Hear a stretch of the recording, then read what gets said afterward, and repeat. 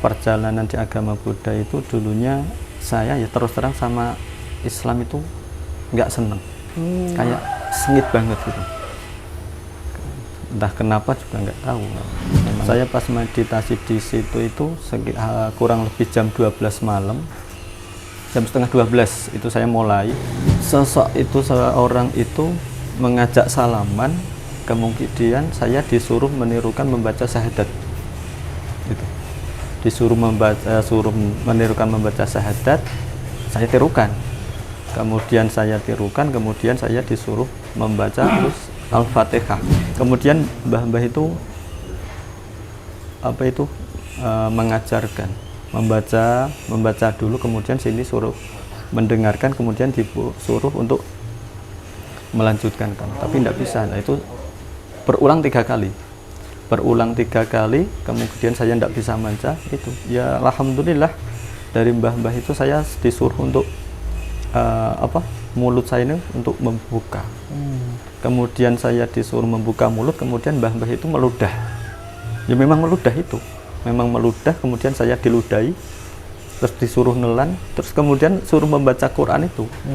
Ya alhamdulillah atas keizin Allah bisa membaca itu kan. Orang tua kita telah memberikan cintanya tanpa pamrih, yuk balas mereka dengan kebaikan abadi, yakni dengan berwakaf Al-Quran atas nama mereka. Wakaf sekarang, pahala selamanya.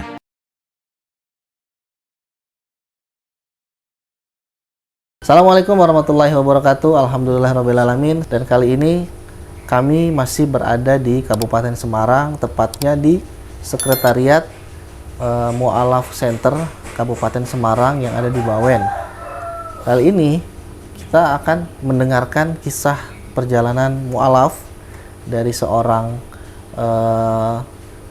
laki-laki yang memang beliau ini tinggal di daerah Kopeng ya Pak ya? Kopeng. Tinggal di daerah Kopeng, yang mana kalau teman-teman memang pengen tahu Kopeng itu di mana, di situ kalau terkenal ada namanya wilayah Salib Putih ya, Salib Putih.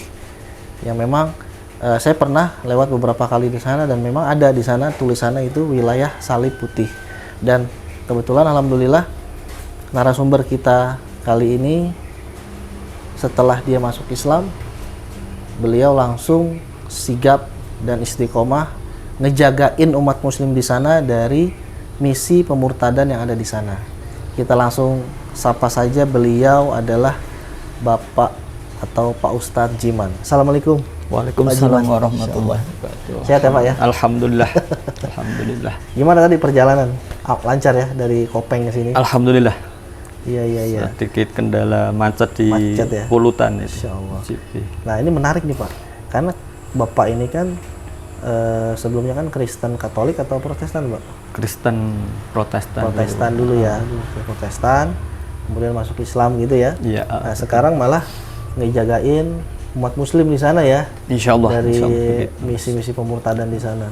Nah tapi sebelum kita bicara tentang bagaimana kondisi masyarakat muslim kita di sana, bagaimana kondisi aktivitas pemurtadan di sana, saya pengen tahu dulu nih, terutama saya dan para sahabat wakaf penonton ini pengen tahu kisah spiritual perjalanannya Pak atau Ustadz Jiman ini nih. Dulu kan Kristen, sekarang sudah menjadi seorang penjaga benteng akidah ya di sana ya. Silakan. Ya, kurang lebih ya. Alhamdulillah. Perkenalan dulu sebelumnya. Saya Sujiman dari Getasan. Ya dulunya kecil itu adalah ikut nenek. Nenek itu dulu Kristen, setiap hari Minggu atau malam Minggu itu mesti ke gereja. Kalau saya dulu dilahirkan dari agama Buddha. Oh, agama Buddha. Cuma nenek agama Kristen. Nah terus sering diajak nenek itu ke gereja pas waktu kecil. Nah itu kalau di gereja itu kan biasa ada perjamuan. Dikasih anggur anggur roti, buah kan. Enggak, minuman. Oh, minuman anggur. Gitu. Ada perjamuan itu. Kan dulu senengnya kalau ada gitu. Biasa kan anak kecil misalkan ada yang disenengin biasanya tertarik. Nah itu setelah nenek saya meninggal itu saya kembali ke orang tua, ikut orang tua yang beragama Buddha. Itu agama Buddha, tentu terus menginjak sampai dewasa. Lepas di perjalanan di agama Buddha itu dulunya saya ya terus terang sama Islam itu nggak seneng, kayak sengit banget gitu. Entah kenapa juga nggak tahu. Memang kalau kadang ada orang yang azan ya, ada orang azan, orang pujian itu memang nggak seneng kan gitu. Tapi Allah berkehendak lain itu. Nah, setelah itu di agama Buddha itu kan yang diajarkan tentang meditasi dan itu intinya untuk mendekatkan diri kepada Tuhan yang Maha Esa. Kalau kita Allah Subhanahu Wa Taala kan gitu. Nah itu pas di waktu itu saya sering itu meditasi itu di tengah lapangan gitu ya. Kalau enggak di bawah pohon apa gitu. Kalau di sana itu biasanya ya di pohon-pohon beringin apa kan dulu. Nah itu pas di situ pas waktu malam itu saya itu ditemui sama orang tapi belum juga saya kenal kan gitu. Itu pas perjalanan mau Islam ya pas sengit-sengitnya sama itu Muslim sama orang sama Islam. Itu dulunya yang mbah saya yang di kampung itu saya disuruh meditasi, nanti kamu bakal ngerti di situ ada yang manfaat buat. Ya alhamdulillah di situ saya pas meditasi di situ itu kurang lebih jam 12 malam, jam setengah 12 itu saya mulai. Kemudian di situ saya ditemui sesosok seperti orang, tapi di situ datang dan mengucapkan salam, kan gitu. Tapi kan saya nggak tahu. Terus saya harus menjawab gimana kan nggak tahu kan. Karena kan saya enggak Muslim, jadi nggak tahu ya. Nah, setelah itu seorang itu mengajak salaman, kemudian saya disuruh menirukan membaca syahadat. Gitu. Disuruh menirukan membaca syahadat, saya tirukan. Kemudian saya disuruh membaca terus Al-Fatihah. Itu yang mbah-mbah yang sosok mbah-mbah itu menuntun. Suruh membaca Al-Fatihah itu dituntun memang secara yang ini lantunannya ya enak lah kalau didengar. Kemudian setelah disuruh membaca syahadat, disuruh membaca Fatihah bisa itu, kemudian dari mbah-mbah itu saya dibukakan buku tapi ketebalan itu tebal banget. Itu Quran tapi. Nah itu suruh membaca. Tapi kan ya enggak bisa ya. Kan baru lihat Quran aja udah mumet kan kalau itu. Tulisan Quran itu sudah mumet kan. Nah, masa suruh membacakan itu enggak bisa. Kemudian mbah-mbah itu mengajarkan membaca dulu, kemudian sini suruh mendengarkan, kemudian disuruh untuk melanjutkan kan. Tapi enggak bisa. Nah itu berulang 3 kali, kemudian saya tidak bisa baca itu. Ya alhamdulillah dari mbah-mbah itu saya disuruh untuk mulut saya ini untuk membuka. Kemudian saya disuruh membuka mulut, kemudian mbah-mbah itu meludah. Ya memang meludah itu. Memang meludah, kemudian saya diludahi. Terus disuruh nelan, terus kemudian suruh membaca Quran itu. Ya alhamdulillah atas keizin Allah bisa membaca itu kan gitu. Itu ya kemudian dari itu terus kemudian Quran itu dikasih ke saya, kemudian mbah-mbah itu setelah saya selesai membaca satu buku itu, kemudian dari mbah-mbah itu suruh saya masuk ke rumah. Setelah masuk ke rumah itu ya gimana ya, secara nalar ya enggak nalar, tapi yang saya alami kan gitu. Itu membaca buku itu segini itu setengah jam. Jadi Quran 30 juz itu setengah jam. Itu Pak Jiman baca. Tapi pas itu gimana ya? Ya pas itu perjalanan mau mau hidayah datang dari Allah itu. Lah kemudian kan itu 1998 waktu itu. Tapi kemudian saya masuk Islam itu 2003. 2003 saya baru masuk itu setelah itu diajarkan diajak syahadat, kemudian membaca Fatihah, kemudian Quran, itu tidak langsung Islam. 5 tahun kemudian baru masuk Islam. Itu sering hampir setiap malam ya itu mengalami kejadian yang aneh, tapi nyata kan gitu. Yang saya itu sering kali kadang merasakan kayak itu perjalanan sakaratul maut, roh dicabut. Itu ketika kita roh dicabut itu kalau nyabutnya cepat itu kayak nggak terasa, Mas. Gitu ya. Tapi kalau roh itu dicabut kok pelan itu terasa sakit banget, badan itu terasa sakit. Nah, kemudian di situ saya perjalanan pas roh dicabut itu terus kita dimandikan, dikafani, disolati, sampai diantar ke liang kubur. Itu seperti kita mimpi, memang seperti kita mimpi itu. Tapi kemudian begitu kita sudah dimakam, kemudian kita ditutup, ada satu orang yang mengantar kita ke makam. Itu ada yang pulang satu, itu rasa deg-degan itu memang sangat-sangat mengerikan kan gitu. Jadi perjalanan yang paling menakutkan itu ternyata perjalanan pas kita malam pertama di alam kubur. Oh, waktu itu yang merasa seperti itu ya. Nah itu perjalanan kita di alam kubur itu memang sangat menakutkan. Itu di situ ada suara menggelegar petir, menyambar, terus ya itulah ya memang mengerikan.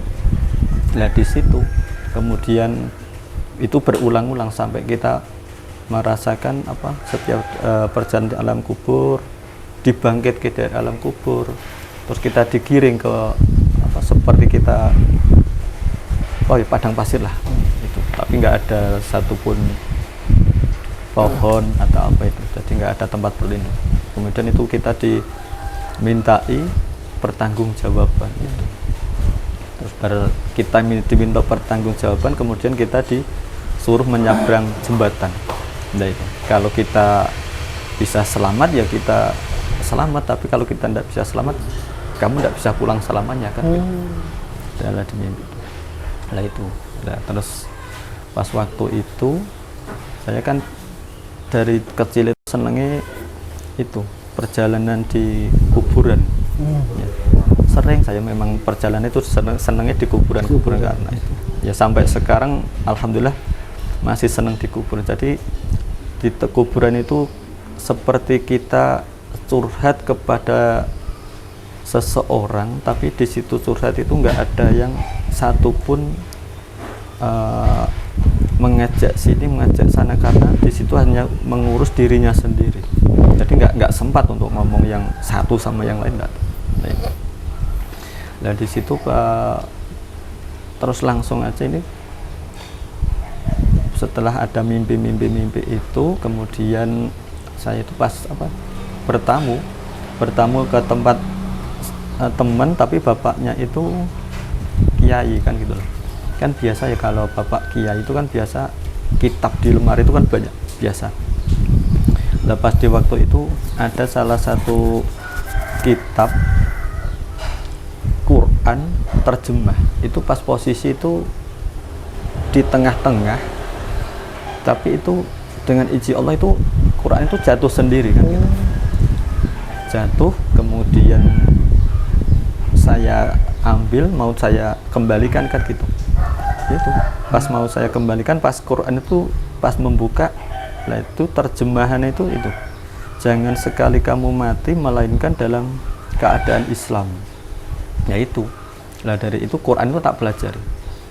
Nah setelah Quran itu tak pelajari, meskipun terjemahannya, tapi kok yang saya yang saya rasakan, perjalanan yang saya alami itu kok di Quran itu kok ada semua kan. Nah, itu. Jadi dulu perjalanan spiritual masuk Islam itu yang mengajarkan menuntun syahadat, mengajarkan ngaji Quran itu malah dari golongan gaib.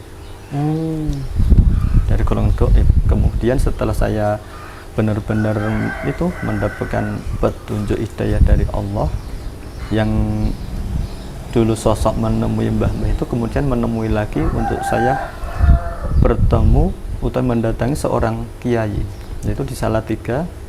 Saya ketemu sama Pak Kiai itu untuk minta di syahadat secara lahir ya, lahir itu. Kemudian disaksikan dari beberapa teman itu, kemudian saya di syahadat. Di syahadat itu kemudian diajari tentang tata cara wudhu, sholat, kemudian baca Quran kan gitu. Ya alhamdulillah di situ kalau baca Fatihah itu dari Buddha memang udah bisa. Kan dulu yang itu yang mengajari kan ya itu ya. Yang mbah-mbah itu dari Buddha memang udah bisa baca Fatihah lah. Kemudian dari itu masuk Islam yang disyahadat sama Pak Kiai itu, kemudian diajari Iqra, itu malah bingung. Kan baca anak Iqra kan putus-putus, abada kan putus. Tapi begitu nyambung itu bisa. Itu dulunya baca Iqra itu cuman 1 minggu, kemudian Quran lah itu langsung bisa itu. Lah di situ lah pas saya sudah masuk Islam, kan masuk Islam saya di Salatiga. Kemudian saya pulang di Getasan itu. Nah, pas di waktu Getasan kan memang di tempat kami ya, khususnya di kampung kami itu dulunya nggak ada orang Islam, adanya Buddha sama Kristen. Islam itu memang nggak ada dulu. Nah di situ ada orang Buddha, itu termasuk mbah saya, orang Buddha, terus dapat istri orang daerah dekat Luntang sini. Nah kemudian mbah saya ikut Islam, nah, itu. Tapi pas saya masuk Islam itu baru ada sekitar kurang lebih 20 Muslim. Tapi ya itu yang mualaf semua. Kemudian di situ dulu yang mbah-mbah yang pertama mengajarkan saya syahadat itu, mbah-mbah itu pas waktu malam saya wiritan itu, mbah-mbah itu datang, kamu menjalankan ini puasa berapa hari, kemudian kamu amalkan ini supaya nanti ada yang ikut kan. Itu saya puasa, terus ada saya yang mengamalkan itu. Kemudian dari dulu yang teman-teman yang Buddha itu kan saya kumpulkan pas waktu saya baru masuk Islam, itu saya kumpulkan itu ada kurang lebih 15, itu saya ajak masuk Islam. Tapi kan ternyata malah jadi masalah besar. Ternyata agama itu kan nggak boleh ajak-ajak. Kalau memang itu udah Allah menghendaki membuka hidayah, itu kan baru bisa. Ternyata kita nggak bisa kalau kita menyuruh orang kamu harus ikut sama saya, kan gitu nggak bisa. Ya itu, dari itu saya mengamalkan itu. Terus kemudian alhamdulillah dulu teman-teman yang di Buddha yang itu, alhamdulillah tidak lama itu satu persatu datang, itu suruh minta disyahadat. Alhamdulillah sampai sekarang itu, kalau dulu ya sekitar kurang lebih masuk Islam itu 20 kakak, sekarang alhamdulillah kurang lebih 60 kakak. 60 kakak. Itu 60 kakak. Nah itu kalau di sana itu kalau kita nggak benar-benar memperkuat akidah kita, itu kita gampang pengaruh dari Kristen. Nah itu karena apa? Kalau di sana itu nggak, yang Kristen itu kan dekat STT Sanggakala, kan yayasan besar itu di situ ada salib putih, ada yayasan di STT Sanggakala. Bahkan dari UKSB itu sekarang mendirikan itu yayasan di sana juga kan gitu. Jadi kita kalau kita nggak benar-benar nggak kuat, itu ya gampang terpengaruh. Apalagi kalau ekonomi kita kadang pas melemah, itu kan biasa dari situ kan memberi donasi. Itu memberi donasi apa yang kita butuhkan, keluarga apa yang dibutuhkan itu kan disupport terus, bahkan dicukupi kan gitu. Nah itu yang dulu itu yang menarik itu sini Mas, pas waktu saya masuk Islam itu masih muda ya, kemudian 2003 masuk Islam, 2006 saya nikah. Alhamdulillah pas nikah itu saya dapat istri, alhamdulillah itu sebulan pondok di Al-Falah Grogol itu. Ya alhamdulillah di situ, kemudian sama istri saya ngajarkan tentang ngaji lah sebisa mungkin abata dan seterusnya itu kita mengaji untuk anak-anak. Itu pas dulu dari anak-anak TPA ya Mas yang ikut di tempat saya itu, kalau sore itu dia ikut PPA di Kristen. Oh, apa itu PPA itu? Kurang paham ya. Tapi kalau di anak-anak kecil tuh. Itu PPA. Banyak itu. Kalau sore sekitar jam 3 itu dia ikut ke PPA ke gereja. Kan itu dapat dapat santunan kan di situ. Tapi nanti kalau malam ba'da maghrib itu mereka ikut ngaji. Kan gitu. Kalau kayak saya tanya kenapa kamu ikut itu? Saya kan butuh biaya. Tapi ya gimana lagi, kita kan nggak bisa untuk menyuruh dia nggak ikut, tapi kan karena kita juga belum bisa memfasilitasi mereka, ya itu kemudian saya sama istri gimana caranya untuk membentengi itu anak-anak. Itu alhamdulillah dulu saya ngajarkan ngaji, yang penting anak itu ngaji tanpa harus mengeluarkan biaya meskipun dari orang tua. Ya, dulu saya di rumah ngaji sama anak-anak itu satu demi satu, alhamdulillah dulu ada kurang lebih 35 anak itu setiap maghrib itu di rumah. Nah itu kalau dulu misalkan ada yang butuh Iqra, butuh Quran dan apa itu, saya dulu kan itu memelihara kelinci sama ayam. Jadi misalkan nanti ada anak itu yang butuh Iqra, ada anak yang butuh Quran, saya jual ayam itu sama kelinci, saya jual untuk membiayai. Yang penting anak-anak ngaji tapi tidak terbebani, orang tua juga tidak terbebani kan gitu. Ya alhamdulillah dari perjalanan itu, kemudian dari anak-anak itu ya alhamdulillah sampai sekarang itu masih ada yang ngaji, ada yang generasi penerus ya itu. Ya alhamdulillah sampai sekarang itu anak-anak kurang lebih ya ada 45 anak ngaji. Alhamdulillah itu.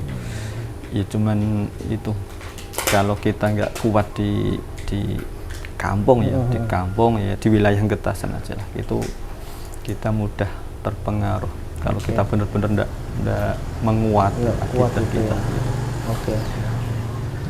Oke. Berarti yang Buddha ya yang lebih banyak ini ya dipeluk sebelumnya ya agama. Kalau Buddha itu lebih lama. Kalau Kristen itu cuma kurang lebih 3 tahun. 3 tahun. Buddha berapa lama? Kalau Buddha itu saya dari tahun 90 sampai 2003. 2003. Oke. 13 tahun. Nah itu kan keluarga kan Buddha ya. Sampai sekarang masih Buddha kah? Alhamdulillah semua udah Islam. Udah Islam. Alhamdulillah. Itu tahun berapa masuk Islam ya semuanya? Kalau orang tua itu malah yang akhir. Itu kalau orang tua itu kurang lebih berapa ya? 1,5 tahun. 1,5 tahun. Barusan aja. Kalau yang bapak saya itu kan bapak sama ibu kan bareng masuk Islam itu. Ya alhamdulillah pas bapak itu masuk Islam beberapa bulan kemudian itu atas izin Allah malah dipanggil Allah. Jadi udah almarhum yang bapak. Jadi ya alhamdulillah udah masuk Islam. Jadi waktu bapak meninggal itu nggak sakit itu Mas. Bapak meninggal nggak sakit? Nggak sakit. Tapi itu gitu aja.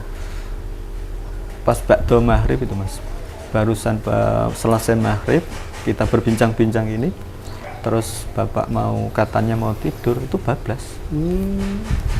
Yang mengagetkan kan itu setelah berapa lama syahadat itu bapak? Ini kurang lebih 4 bulan. 4 bulan setelah syahadat. Ya alhamdulillah bapak itu pas waktu barusan disyahadat sampai meninggal itu kalau jamaah itu alhamdulillah enggak telat gitu. Alhamdulillah ya. Insya Allah. Kalau ibu alhamdulillah selama masih baringi sehat. Alhamdulillah. Doanya aja nak. Amin, amin, amin. Terus kalau yang ketika Ustadz Jiman itu masuk Islam ya, masuk Islam, itu reaksi orang tua sama keluarga gimana tuh?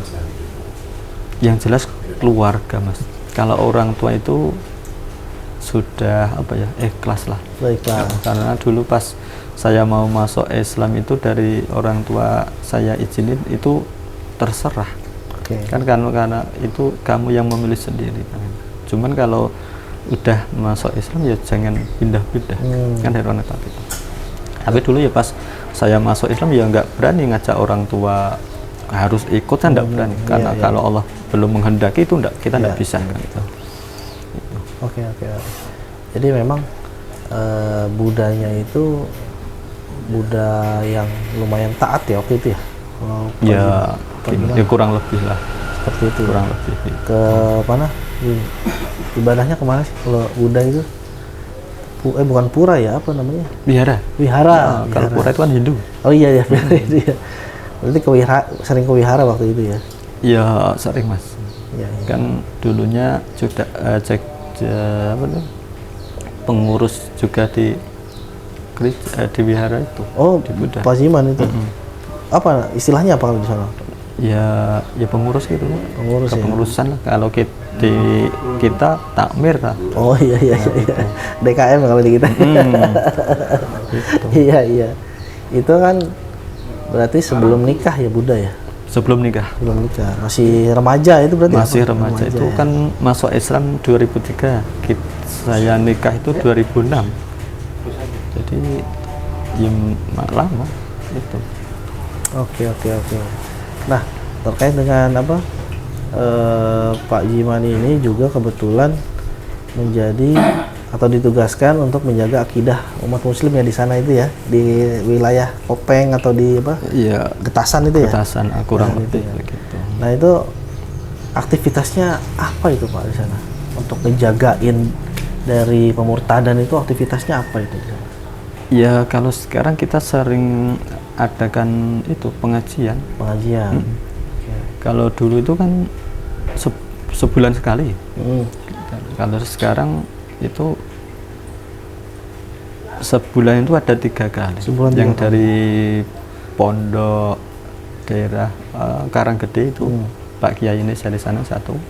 Terus yang pondok itu Amal Soleh ada yang dari Bendosari Salatiga itu ada yang malam Minggu, malam Jumat sama malam Selasa itu yang kegiatan pengajian. Tapi kalau kegiatan di kampung itu ada bapak-bapak malam Jumat, ibu-ibu malam Minggu itu ini udah penuh kan. Kalau itu kan ada di kampung kan itu ada apa ya, kumpulan keluar RT atau apa kan itu. Jadi waktu yang enggak itu digunakan untuk pas acara di kampung lah kan gitu. Oke. Nah kemudian aktivitas pemurtadan di sana tuh seperti apa Pak? Bisa diceritakan nggak? Yang itu? Iya.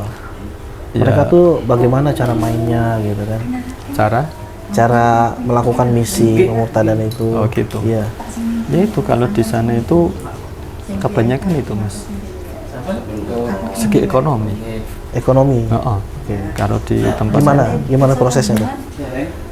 Itu kita misalkan dari dulu ya. Saya dulu juga pernah itu Mas. Nah, gimana? Pas waktu kita orang tua ekonomi memang kurang itu dari keluarga yang Kristen itu datang ke tempat saya itu untuk itu intinya tidak mengajak, tapi dia selalu memberikan apa kebutuhan kita kan lama-lama kalau kita nggak kuat kan tetap tertarik Mas. Karena apa, kita kadang sering diajak itu apa nanti berapa bulan sekali itu kan ada acara piknik kemana kan tuh kita diajak dan biaya ditanggung mereka kan masih di biaya ditanggung masih dapat apa sangu lah kan gitu.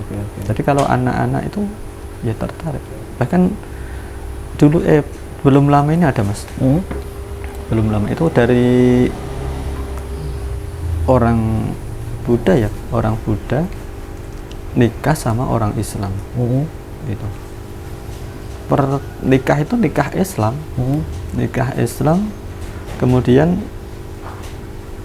beberapa bulan kemudian malah dia kembali ke Buddha bahkan sekarang istrinya ini malah ikut Buddha. Waduh gitu. Ya itu dulu sini udah kalau sini saya kan yang Maneman kan sebetulnya yang istri ini karena udah Islam kan gitu. Tapi ya gimana lagi kan gitu. Gitu. Iya. Ya yang ikut gini, kan ada banyak cara pemurtadan ya Pak ya. Salah satunya kan yang perkawinan atau pernikahan.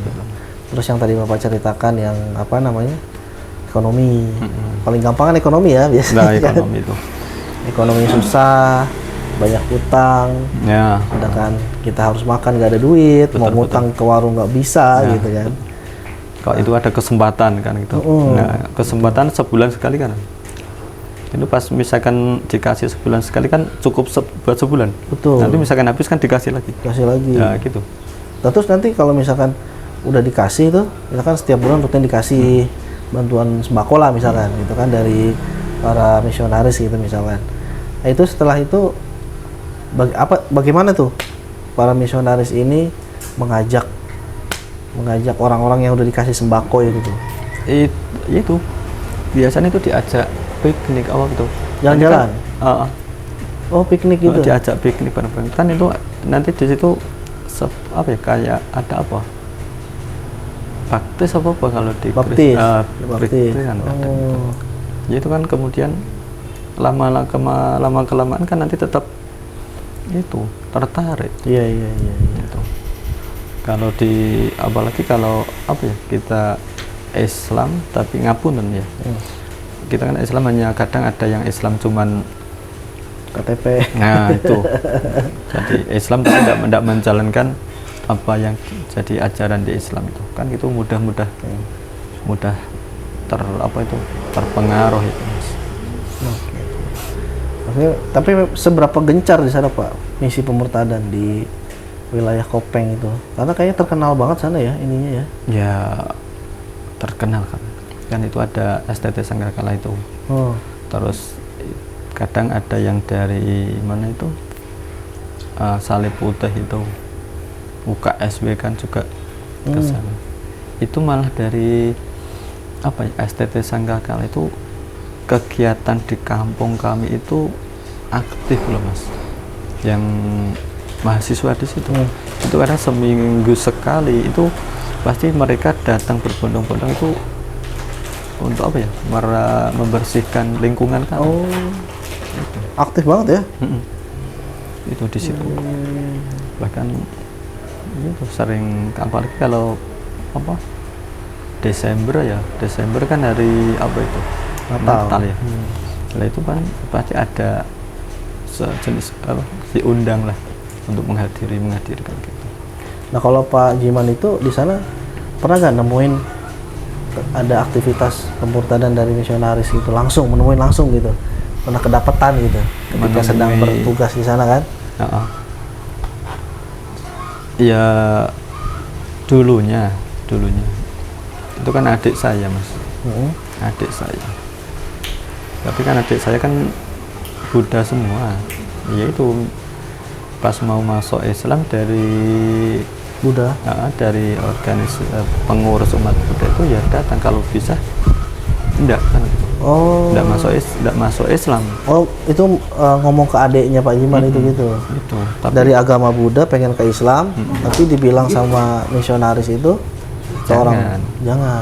Gimana tuh waktu itu kondisinya, situasinya? Ya kalau saya kan yang penting saya nggak menyuruh, nggak memaksa. Tapi kan di pas di situ saya juga bilang kalau itu memang keinginan adik masuk Islam, ya terserah. Yang penting saya tidak memaksa harus masuk Islam, kan itu keinginan hati. Kalau udah keinginan hati kan siapapun tidak bisa untuk apa itu mengelak kan gitu. Oke. Tapi malah dari pihak Kristennya itu menyuruh Buddha. jangan. Yang Buddha kan Ya, yang adik-adik Buddha. Buddha. Kalau Kristen kan dulu cuma saya sendiri. Oh, berarti kan adiknya Pak Jiman itu kan dari Buddha, pengen masuk Islam. Atau kan Pak Jiman kan nggak ada paksaan kan? Nggak ada. Paksaan. Itu kan kemauan dari adiknya Pak Jiman. Termasuk Tapi orang tua dulu kan Oke. juga gemuan. Termasuk orang tua. Terus yang mengatakan tidak boleh masuk Islam itu siapa itu? Ya dari pengurus Buddha. Dari pengurus Buddhanya. Oke. Kan ada pengurus. Biasanya kan mau kalau ada yang mau masuk Islam dari pengurus kan ada yang datang. Heeh. Gitu. Ya sama kita lah Mas. Misalkan ada keluarga kita atau teman yang mau masuk ke non Islam kan Kayak gitu sebisa ya. mungkin kita memberi solusi kan gitu. Iya. Ya sama. Ya sesuatu hal yang wajar kali kayak gitu ya. Iya. Nah, kemudian di sana apakah kita jadi minoritas atau tetap mayoritas di sana, Pak? Ya kalau sekarang itu ya alhamdulillah belum mayoritas sih. Belum mayoritas. Belum. Berapa persen? di sana? Ya kalau sekarang kurang lebih 40% lah. Muslim. Sisanya Kristen itu. Kristen sama Buddha. Kristen Kalau sama Buddha. Buddha itu dulu di sana yang paling besar itu Buddha sama Kristen. Sekarang Kalau sekarang itu Buddha itu paling tinggal berapa ya? Kalau dulu kan di sana kan ada 180-an kakak. Kalau dulu memang Muslim sana dulu tidak ada. Sekarang alhamdulillah ada kurang lebih 60 kakak. Kemudian yang Buddha itu dulunya lebih dari 60, sekarang kurang lebih tinggal 30 kakak. Kalau yang Kristen itu kurang lebih 75. Jadi ya meh imbang lah sama kita yang Muslim. Jadi nggak terlalu ketinggalan banget lah gitu. ya. Insya Allah. Ya memang khawatirnya kan seperti itu. Betul. Tapi gini Pak, coba saya mau tanya berbalik ke si mbah-mbah yang nemenin Pak Jiman selama beberapa tahun itu ya. Itu sosoknya ada? Goib. Goib? Maksudnya dia itu apakah dia dalam mimpi atau secara sadar dibisikkan atau gimana? Ya itu. Kalau di agama Buddha itu kan diajarkan tentang meditasi, Oke. konsentrasi, Konsentrasi. ya spiritual. Gitu. Ya itu ada sosok yang tiba-tiba datang itu. Ketika meditasi. Oh. Terus diuluk salam itu. Sosoknya itu kelihatan sama Pak Jiman. Ya kelihatan gini. Tapi kan Pak Jiman lagi meditasi tuh ya. Itu Tapi di kan- mana meditasinya? Itu. Ya di kampung kami. Di Enggak. Di tengah lapang. Oh, di tengah lapang. Heeh.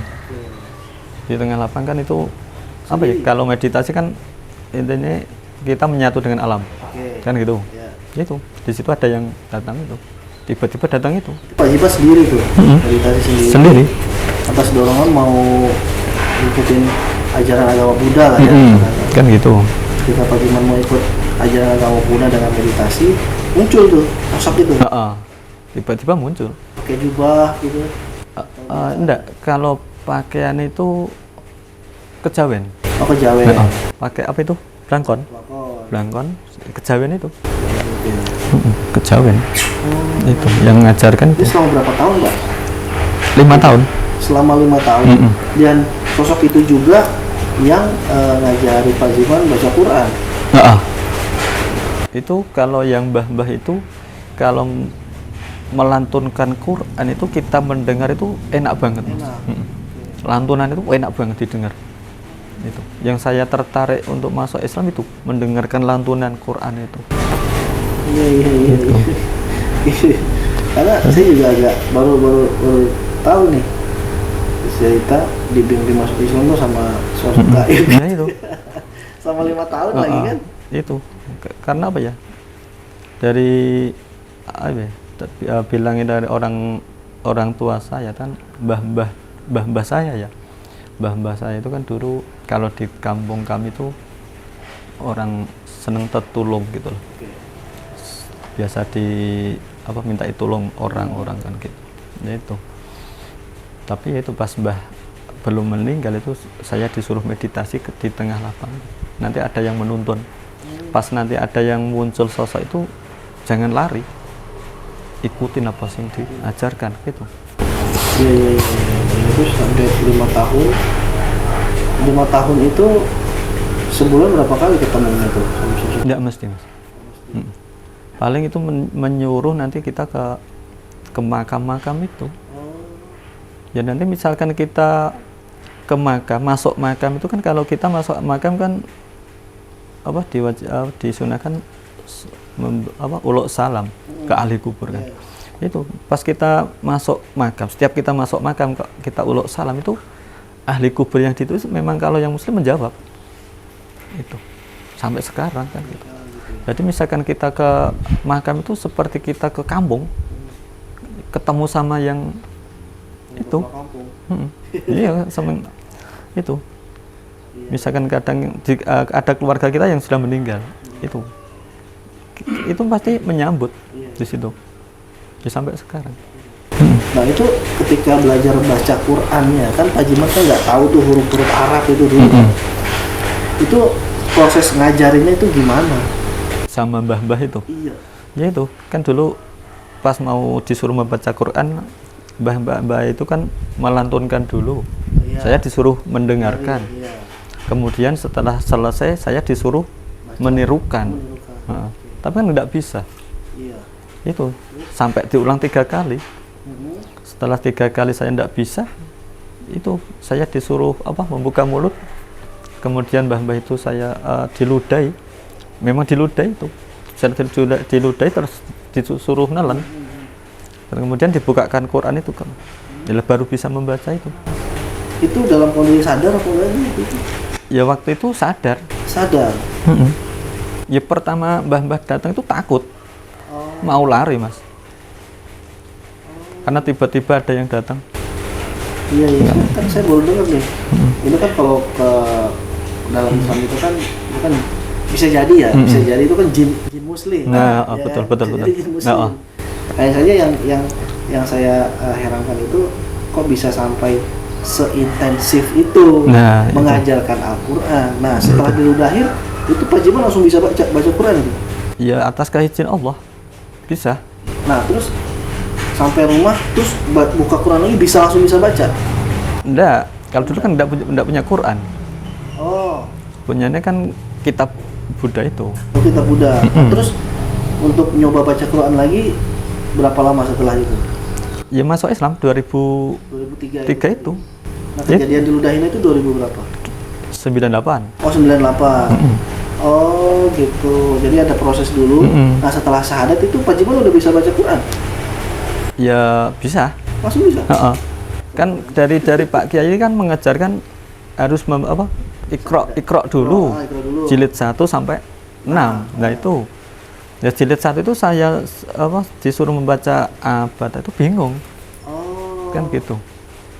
Kan pas waktu itu diajarkan sama mbah-mbah itu kan langsung Quran, langsung nyambung. Ketika diputus-putus kan malah bingung. Kan gitu. Itu. Terus kan itu ada tuh di jilid berapa itu udah sambung-sambung. Itu langsung bisa baca itu. Ya itu pas sampai itu satu minggu saya itu. 1 minggu kok lama banget kan gitu loh. Masa membaca ini kok lama banget kan gitu. Kemudian saya tetap saya balik kemudian kok sampai di jilid 6 itu. Lah saya membaca itu. Seminggu tuh. Saya membaca itu lah Pak Kiai yang mengajarku kan ya kaget. Masa kamu bisa membaca itu? Yang ngajari siapa? Ya enggak tahu. Tapi saya memang enggak bilang yang itu memang enggak bilang. Ya enggak tahu. Kok iso? Ya enggak tahu. Kan gitu. Itu kemudian setelah Iqra selesai terus diajarkan Quran itu. Nah, pas Quran itu langsung bisa baca tuh ya? Ya, biasa seperti kalau yang diajarkan sama mbah itu. Tapi ya ternyata enggak secepat yang kita diajarkan mbah itu. Ya. Kan kemungkinan beda alam ya. Kalau di alam kita lama banget, tapi kalau di alam itu kan terasa cepat kan gitu. Nah berarti yang mendorong 2003 itu, mendorong untuk Bapak untuk mau masuk Islam itu apakah karena sudah bisa baca Quran atau apa yang lain? Ya itu, saya bertamu ke tempat teman, itu ada Quran yang jatuh itu. Oh, Quran gitu. Itu kalau dinalar nggak bisa masuk akal loh, Mas. Quran jatuh dari mana? Quran kan ya itu, tempat Pak Kiai kan banyak Quran, banyak kitab-kitab di lemari. Ya, itu ada salah satu Quran itu pas posisi di tengah itu tiba-tiba jatuh. Padahal posisinya itu Tercepit. jatuh ya. Nggak mungkin jatuh. Ke bawah terus? Itu. Yes, apa? Saya mau kembalikan ke tempat asal mula kan. Jadi itu kan Quran itu kan apa ya? Alhamdulillah itu Quran terjemah pas itu. Terjemah itu pas membuka kan gitu. Itu pas mau tak angkat pas terjemah itu yaitu kebaca. Jangan sekali-kali kamu mati melainkan dalam keadaan Islam. Itu terus itu tak pelajari semua itu. Dari perjalanan yang spiritual ke goiban tak pelajari itu. Di situ Quran itu ada semua. Itu tentang mulai dari penciptaan manusia sampai ke akhir itu ada itu. Itu ya itu. Itu yang saya takutkan itu pas waktu apa ya di Quran ya kan itu tentang perjalanan alam kubur apa itu yang paling menakutkan yang itu alam kubur malam pertama alam kubur itu sangat menakut. Kalau bisa itu kita tidak usah mati ya. Nah, hidup terus kan takutnya kan gitu betul takutnya gitu nanti di alam kubur itu pas pertama kita tidak bisa apa-apa kan itu. Bahkan keluarga kita yang mengantar udah nggak peduli, kita tolong gitu, keluarga nggak peduli, tetap meninggalkan kita semua kan gitu. Padahal pas waktu itu kita benar-benar membutuhkan pertolongan kan gitu. Right? Ya insya Allah kan amal soleh kita kan ya. Ya betul. Ini kisahnya juga menarik nih karena apa ya? Kalau secara logika memang gini Islam nggak masuk akal kalau yang Islam itu yang bisa dicerna atau diterima secara akal maupun betul. non akal gitu, betul. Ya kan? Jadi memang ada penjelasannya sendiri betul. gitu. Pasti saya juga yakin kejadian seperti ini pasti ada penjelasannya gitu kan. Nanti penjelasan seperti apa ya saya nggak tahu karena saya nggak mumpuni di bidang itu. Betul, Mas. Mungkin nanti coba saya tanyakan ke guru-guru yang lain. Gitu. Betul. Saya pengen tahu kenapa bisa terjadi seperti itu dan siapa saja yang bisa mengalami hal seperti ini gitu. Karena selama saya mau wawancarai ratusan mu'alaf itu ini baru ketemu nih kayak gini. Masuk Islam gara-gara saya juga heran kok Mas. Saya kok yang membimbing kok pertama bukan orang gitu loh. Saya juga heran. Karena itu saya dulunya kan sama Islam tuh enggak seneng. Gitu. Kok ada yang membimbing gitu kan. Bahkan pas waktu mengejarkan Quran itu setengah jam itu satu buku rampung itu kan itu. Tapi begitu kita masuk Islam mau mengatamkan Quran itu 3 bulan baru bisa kataman, lama banget kan gitu. Dan sekarang Pak Jiman alhamdulillah membantuin kita untuk menjaga saudara-saudara muslim di sana. Insya Allah gitu. Misi-misi pemasaran. Saya doakan Pak Jiman selalu istiqomah, amin, sehat, amin, insya Allah, amin. Dan keluarganya juga sama-sama mendapatkan kesehatan dan keberkahan. Amin. Terima kasih Pak Jiman sudah mau bercerita. Alhamdulillah ceritanya ini bagus dan menarik. Mudah-mudahan ini bisa jadi inspirasi dan motivasi betul. buat yang nonton, gitu ya.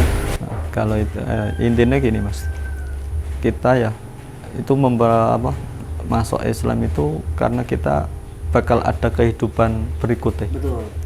Itu.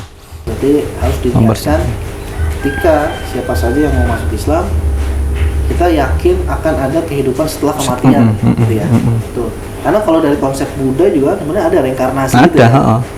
Kalau mau diperdalam lagi ilmu tentang reinkarnasi, mungkin ketemu kehidupan setelah kematian itu ya kan, yang ada dalam Al-Quran itu. Kalau di Buddha kan reinkarnasi nanti kan dilahirkan kembali. Kan, tapi kalau kita kan sudah mati ya sudah tidak bisa dilahirkan kembali kan. Kita kan maksudnya kan dibangkitkan Betul, kembali, tapi tidak tua, tapi dalam keadaan muda. Muda, gitu kan. Itu dia. ya betul. Ya mungkin mudah-mudahan teman-teman Buddha yang lain juga bisa menonton ini dan bisa mendapatkan pelajaran. Betul. Terima kasih. Ya, Pak Jiman, ya. Sahabat aku itu tadi Pak Jiman yang ceritanya itu atau kisahnya itu unik ya. Jadi saya juga baru dengar ya, karena yang membimbing itu ya bukan sosok apa ya yang bisa kita lihat gitu kan, tapi sosok yang tidak bisa kita lihat gitu. Dan ini tidak masuk akal lah. Betul. Dan ini memang nggak masuk akal. Dan Tapi nyata kan gitu. Betul, tapi nyata nih diceritakan. Mengalami kan gitu. Karena kalau misalnya kita katakan itu palsu, itu kata ini orangnya gitu kan. Betul. Udah cerita sendiri. Mengalami sendiri. Iya kan, itu dia. Dan mudah-mudahan kisah ini bisa jadi inspirasi dan motivasi buat kita semua agar semangat dalam beribadah ke depannya. Dan bagi Anda yang memang tertarik dengan konten-konten kami, silakan di-share saudara-saudara, teman-teman, ke keluarga, sanak famili, silahkan semuanya. Jangan lupa yang belum subscribe, dengan subscribe. Terima kasih. Assalamualaikum warahmatullahi wabarakatuh. Waalaikumsalam warahmatullahi wabarakatuh. Orang tua kita telah memberikan cintanya tanpa pamrih, yuk balas mereka dengan kebaikan abadi, yakni dengan berwakaf Al-Quran atas nama mereka. Wakaf sekarang, pahala selamanya.